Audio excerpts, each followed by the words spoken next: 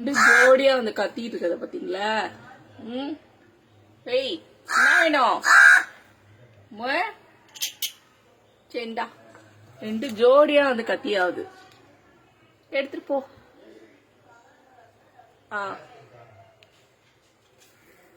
அடுத்தது நீங்க எடுத்துட்டு போங்க.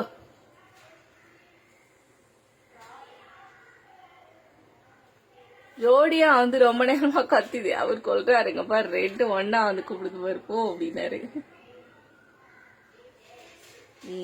சமத்தடி இன்னைக்கு ரெண்டு எடுத்துட்டு போகுது. அதான பார்த்தேன். கொஞ்சம் இங்க சாப்பிட்டணும், இங்கே வச்சு சாப்பிட்டுட்டு கொஞ்சம் தூக்கிட்டு போயிடணும்.